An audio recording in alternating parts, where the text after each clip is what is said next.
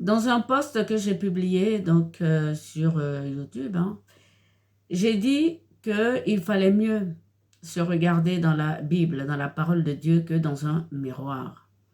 Que notre vraie image se trouvait donc dans la parole de Dieu, puisque c'est lui qui nous a fait et qui nous connaissait très bien. Beaucoup de personnes, plus que ceux qui sont donc abonnés à ma chaîne, l'ont regardé et ont, si vous voulez, accepté ou du moins ont pensé que c'était juste de se regarder dans la parole de Dieu. Mais alors, je suis sûre que beaucoup de personnes, comme moi, se sont demandé, mais alors, comment est-ce qu'il faut le faire pour se regarder dans la Bible? Se regarder dans la Bible, ce n'est pas seulement moral. Ce qui est reproché depuis des siècles au christianisme ou à n'importe quelle religion. Il ne s'agit pas uniquement de morale. Il ne s'agit pas non plus uniquement que de visage. Même si dans la vidéo précédente, j'ai parlé de ne pas se raser entre les deux yeux. L'image que nous donne Dieu dans sa parole, c'est une image de paix, une image d'amour, une image de perfection et de santé sur tous les plans. Notre Seigneur Jésus-Christ nous disait que l'homme ne vit pas seulement de pain, mais de toute parole qui sort de la bouche de Dieu. Il l'a dit à celui qu'on appelle le provocateur, qu'il a tenté dans le désert et qui voulait, parce qu'il avait faim, manger. Nous vivons de la parole de Dieu. Nous sommes des êtres spirituels. L'image que nous donne Dieu dans la parole est différente de l'image que nous nous donnons nous-mêmes qui n'est que virtuelle. Cette vidéo donc continue dans le sens de ce que j'appelle l'image virtuelle. Aujourd'hui, nous nous ressemblons tous. C'est une image virtuelle. L'image dans la Bible, elle est différente. Elle est pleine de richesses. Toute la création, toutes les créatures, tous les enfants de Dieu ont leur image dans la Bible que vous avez en main. Il ne s'agit pas donc de morale. Il s'agit de bonne santé. Il s'agit de vivre et de survivre. Je veux même dire il s'agit de perfection. Pourquoi je fais cette seconde vidéo sur toujours les images? Parce que vous vous posez la question de savoir, alors comment faire pour se voir dans la Bible? Outre le fait qu'il ne faut pas se raser entre les deux yeux, qu'il ne faut pas se taillader, qu'il ne faut pas faire certaines impuretés. On vous montre tout ce qui est impur à ne pas toucher. Mais j'ai découvert, ou du moins il m'a été révélé, que Hitler a été révélé dans la Bible.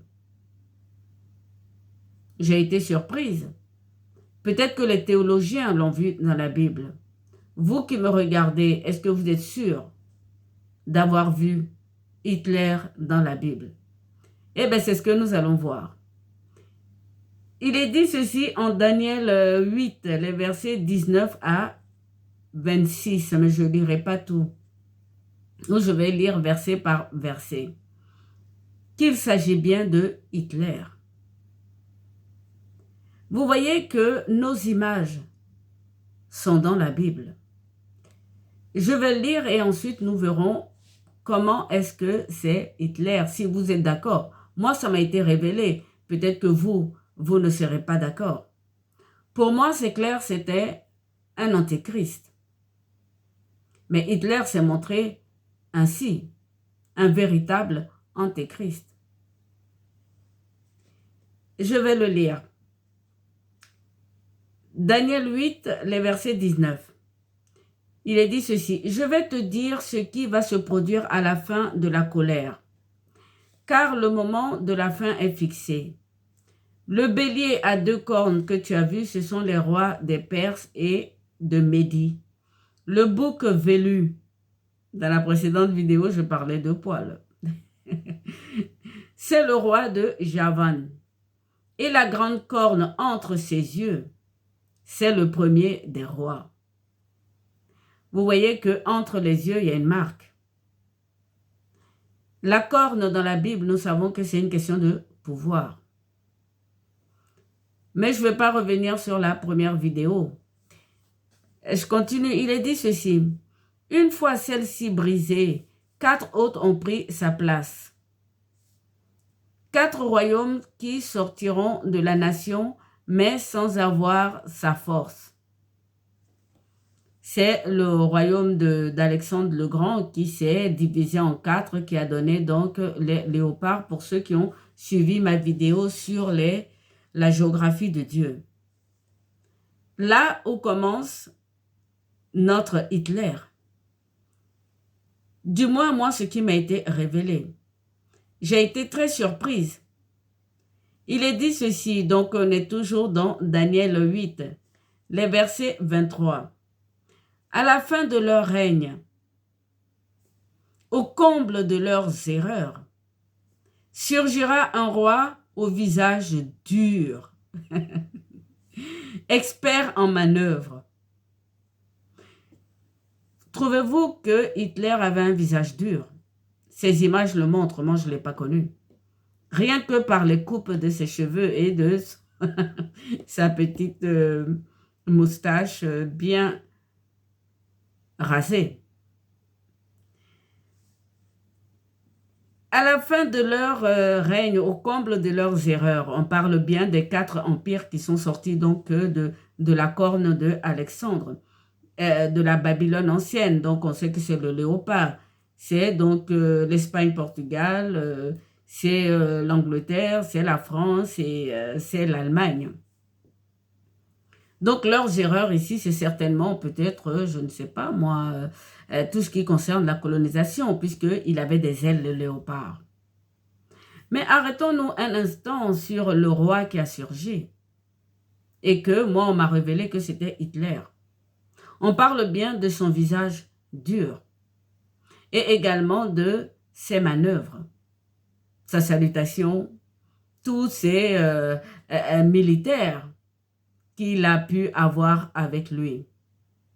Ses manœuvres, ça a été donc d'arrêter nos frères juifs et de les mettre au four pendant que l'humanité continuait à vivre. Il y a eu beaucoup de résistance, mais il y a eu beaucoup de morts. Je continue la lecture. Nous allons voir si vous trouvez que c'est Hitler. Moi, ça m'a été révélé. Alors donc, peut-être que vous n'êtes pas d'accord.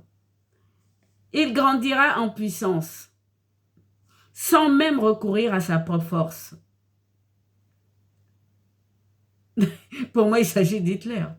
Ce petit homme, je ne sais pas quelle taille il faisait, mais il ne représentait même pas le canon de beauté dont il parlait. La race aryenne, des blonds aux yeux bleus grands.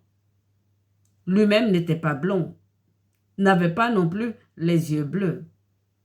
N'est-ce pas un paradoxe là, frères et sœurs? L'image, je vous dis, c'est une question d'image, frères et sœurs. Je relis. Il grandira en puissance sans même recourir à sa propre force. Il n'avait pas de force, Hitler. Et pourtant, tous les militaires l'ont suivi, toute l'Allemagne l'a suivi. Sauf quelques-uns. Il y a eu des intellectuels, des résistants. Mais je continue la lecture, il ne faut pas trop que je m'arrête pour que vous saisissiez bien qu'il s'agit d'Hitler. Il acheva ce qu'il entreprendra. Il abattra quelques puissants et le peuple des saints. Vous voyez là qu'on parle donc des Hébreux, des fils de Dieu. Il abattra quelques puissants, c'est la guerre. Je continue. Grâce à son intelligence, sa ruse aboutira. Il aura une haute idée de lui-même. Daniel, il est formidable. Il dit, il aura une idée de lui-même. Il avait vraiment une idée de lui-même, Hitler. Je vous disais qu'il ne ressemblait même pas à l'image de sa propre propagande. Il détruira une multitude en toute impunité. C'est ce qu'il a fait. Il se dressera contre le chef des chefs. Mais sans l'intervention de quiconque, il sera brisé. Comment est-ce qu'il est mort, Hitler? Aujourd'hui, il y en a même des voix qui se lèvent pour dire qu'il est encore vivant. Ce qui m'étonnerait quand même, ça voudrait dire qu'il est, il est éternel. Il est mort dans son bunker, il s'est suicidé, on ne sait pas. Lorsque ça m'a été révélé que ça parlait de Hitler, c'est un antéchrist. Le second antéchrist aussi est décrit dans Daniel 11. C'était pour me dire, vous lisez la Bible sans comprendre. Vous lisez la Bible sans chercher vraiment à comprendre ce que Dieu veut dire. Ceci a été révélé au temps de Daniel. Et pourtant, personne n'a pu arrêter Hitler. Je relis, c'est une pépite. À la fin de leur règne, donc des 4 puissances du léopard, au comble de leurs erreurs, surgira un roi au visage dur, expert en manœuvre. Il grandira en puissance sans même recourir à sa propre force. Il n'avait pas de force. Il détruira prodigieusement. C'est ce qu'il a fait avec la guerre. Il achèvera ce qu'il entreprendra. Il abattra quelques puissants et le peuple des saints. Grâce à son intelligence, sa ruse aboutira. Il aura une haute idée de lui-même. Il détruira une multitude en toute impunité. Il se dressera contre le chef des chefs, mais sans l'intervention de quiconque, il sera brisé. À chaque fois que ces genres de personnes disparaissent, sans que personne, sans qu'aucun humain n'y ait fait quelque chose, c'est que ça vient de là-haut. Que vous soyez d'accord ou pas que c'est Hitler, moi je l'avais vu que c'était un antéchrist. Hitler n'avait rien d'impuissant. Mais il avait commencé à entreprendre, d'après ce qui sort maintenant, puisque je n'étais pas familier d'Hitler. Il parlait de construire des machines, à voyager dans le temps, à aller sur la Lune. C'est toujours la même histoire. Il parlait donc d'éternité. Il parlait de créer l'or.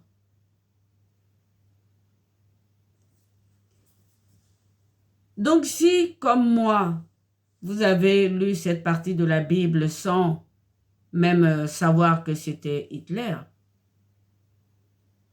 vous pourrez donc lire la Bible sans vraiment voir votre visage dans la Bible ou votre image véritable dans la Bible. La Bible, frères et sœurs, c'est notre miroir, c'est le miroir de l'âme.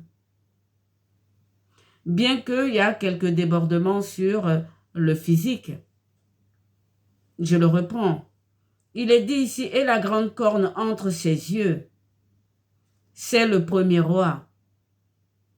Ou dans la vidéo précédente, je vous disais de ne pas vous raser entre les deux yeux.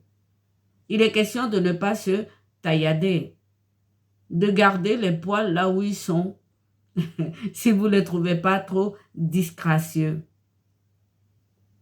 Outre ces faits, c'est l'âme qu'il faut trouver dans cette Bible. Lorsque je vous dis de trouver votre image dans la Bible, je parle de l'âme. Votre âme, comment la nourrir? Nous sommes des êtres spirituels. Les animaux ne lisent pas la Bible. Ils n'en ont pas besoin et pourtant ils craignent Dieu. Ils ont plus de respect pour Dieu que nous qui lisons la Bible. Donc c'est pour regarder non seulement des lois de purification, ou du moins des commandements de purification, mais aussi de trouver dans la Bible l'image de votre âme. Je l'ai dit dans une vidéo que la rébellion, c'est lorsque notre souffle ne s'accordait pas au souffle de Dieu. Nous avons été interrompus par le péché d'Adam et Ève. Le souffle que Dieu a mis dans nos narines. Et partout où aujourd'hui il peut y avoir un petit poil, si Dieu y met son souffle, nous sommes reliés à Dieu. La rébellion, c'est justement couper au fil du rasoir ce souffle avec Dieu. Et aujourd'hui, on se trouve avec ce qu'on appelle des souffles impurs. Mais en fait, ce ne sont pas des souffles, ce sont des airs impurs. Se regarder donc dans la Bible, c'est voir dans un premier temps que nous sommes vivants. Comme Dieu est vivant. Nous n'avons pas à ressembler à une machine. Je vais revenir sur cette histoire d'image, mais alors, autant de fois qu'il me serait nécessaire, moi, pour vous faire entendre ce que je veux dire. Le pseudo-prophète nous prépare à nous prosterner devant une image de la bête. Nous sommes vivants. Cette image de la bête, même si Dieu lui a prêté souffle, vous voyez que, en lisant dans la Bible, vous voyez que Dieu lui a prêté souffle afin qu'il puisse parler. Si vous avez bien lu l'Apocalypse 13, les versets 14 et 15, vous voyez que le souffle qui lui a été donné, c'est uniquement pour parler. Nous avons le souffle partout. Nous avons le souffle dans nos narines, dans nos cheveux. Partout où il y a le poil, il y a le souffle de Dieu. Si toutefois vous n'avez pas tout rasé à la lame. Vous voyez ce que je veux dire, frères et sœurs, lorsque je parle donc d'image. Je ne suis pas anti-image. Ce que je suis en train de dire, c'est que là, vous regardez cette vidéo, vous surfez sur Internet. Ça doit s'arrêter là. J'ai fait un post pour dire la différence donc entre marcher sur l'herbe à semences et manger l'herbe à semences. C'est pareil donc pour l'image virtuelle. Ce terme de surfer est correct. Surfons donc sur Internet. Mais il ne faut pas que Internet entre en nous. Nous sommes vivants. Dans la Bible, Dieu n'aime pas tout ce qui est impur. C'est pour ça qu'il garde tout l'or, l'Antéchrist, et que nous avons donc que Dieu de la monnaie, du virtuel, du papier. Il va certainement faire une image en or. Pareil que Nabucodonosor a fait. Cette vidéo, donc, sur l'image, la deuxième qui est ma pépite, donc, d'aujourd'hui. Oui, Hitler s'est trouvé dans la Bible. Peut-être que les théologiens ont reconnu que c'était Hitler, comme moi, ça m'a été révélé. Peut-être que vous, chez vous, vous avez su que c'était Hitler, mais moi, ça vient de m'être révélé depuis que j'ai commencé donc ces vidéos sur l'image. Parce que je pense que Dieu veut que vous compreniez ce que je veux dire. Votre image est sacrée, vous êtes le temple de Dieu. Si Dieu vous a fait à son image parfaite, qu'il a envoyé son fils mourir pour vous, vous n'êtes pas des machines. Voilà où je veux en venir.